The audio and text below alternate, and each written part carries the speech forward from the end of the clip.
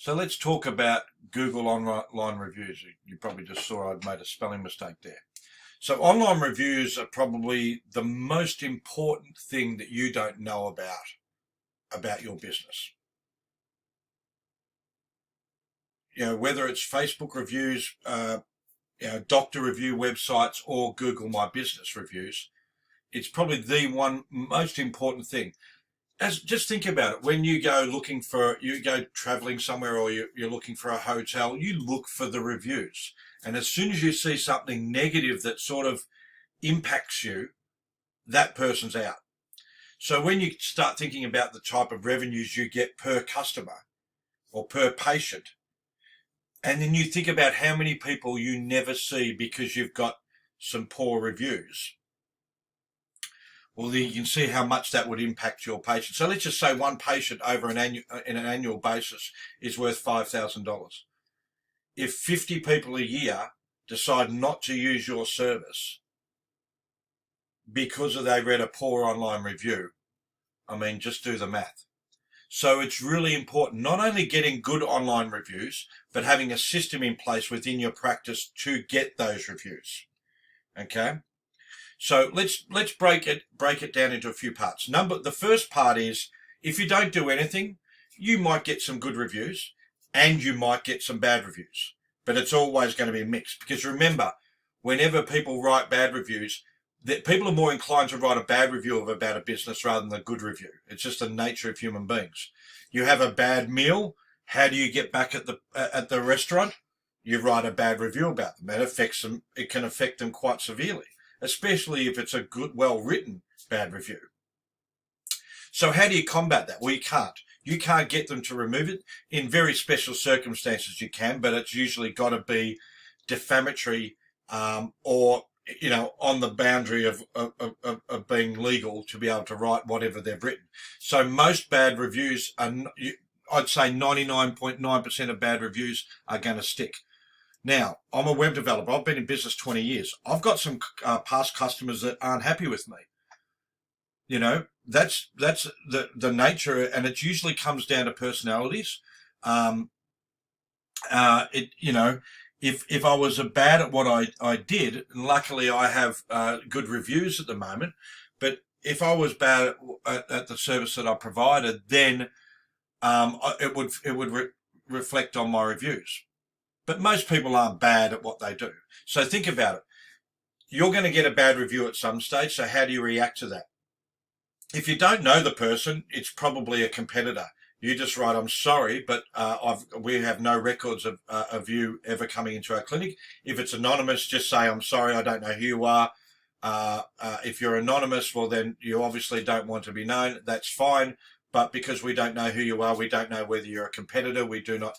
But be nice about it. Always professional. So get a good review. Bang. Within the same day, you should be writing a personal note to them. I mean, I've noticed on some accommodation, like hotels and that, they just write the same really nice message, copy and pasted 50 times. That's not personal at all. So you're going to get some bad reviews, but let's look at how you can get good reviews. So for every one bad review, you want 20 good reviews. And that will probably keep your rating. Let's have a look at this one here. That will probably keep your rating at around 5. Okay, so this is just one example, and there's more available. But let's look at this one here. This person's advertising their business on here, and they've got 20 reviews, 25-star reviews. So are they all 5-star? No, there's one 4-star. But because of the weight of the amount of 5-star reviews,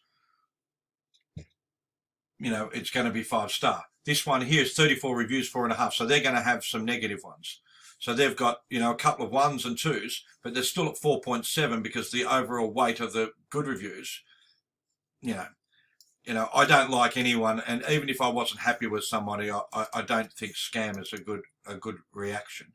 I've written some bad reviews for people in my time, but it's usually after exhausting all other avenues to get a good review. And this one here, again, will have, it looks like they've got 1 or 2 poor reviews. Okay. Now, if you're looking at reviews, they haven't replied to any of these people, the good reviews or bad reviews, and that's bad business. Okay.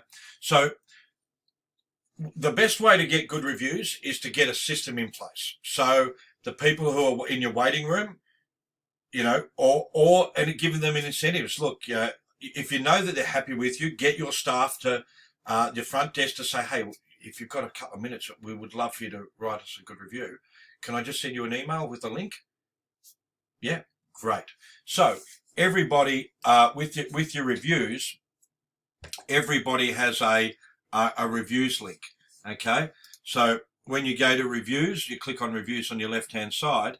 You'll have, I've responded to every single one of mine, but you will have a link where you can share a link for your reviews. So here's your business profile here. That will basically go to your link to your page. I'm trying to find my reviews link. I can't see my reviews link. Usually it's on the home page somewhere. No, that's not going to help. But you should have a reviews link, a link where you can actually click on your reviews. I can't see where it is now. Advertising. Strange. So, but anyway, you should be able to see a reviews link, which is going to be something similar to this. Okay, but that you can share that link as well, and then people can give you a review. Okay, so what you want to do is have a system in place where your front staff are trained up, and it's documented on what process you go through to get these reviews. Okay, so always push for 5-star reviews if you can. If you want to give them an incentive, like a discount when they pay or whatever to get a 5-star review, fantastic. I had some electrical work done, and the electrician said to me at the end of it, I'll give you $50 off if you give me a 5-star review. I mean, who is going to say no to that? So I went onto his profile. That's how I found him, actually, on Google search, because he had so many good reviews, but I never really looked that closely at how many he had. He had something like 250 5-star reviews. I mean, that is bringing him big business. So get a system in place within your practice, within your office, of getting reviews, and push for those 5-star reviews. Okay, it's going to be good for you. It's going to be good for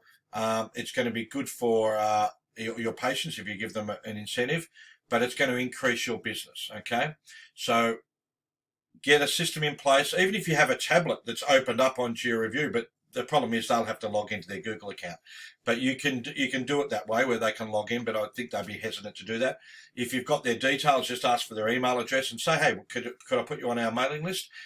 And also, bang, I'll send you a link to give us a 5-star review, and the next time you come in, we'll give you a discount, or we'd love to get a 5-star review from you.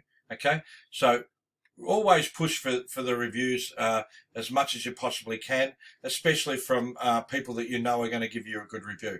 Another little hint would be to go and search for your business name and look through all of the different websites that are out there that have your business information on them. Like a lot of doctor review websites. If you've got any poor reviews on there, get your staff to focus on getting some good reviews on those places. And on all of those doctor review websites, you can take over your profile. Doesn't mean you can remove the reviews, but then you can start controlling the information on there and post, keep the information up to date. Okay, so that's reviews with Google My Business. Thanks, guys.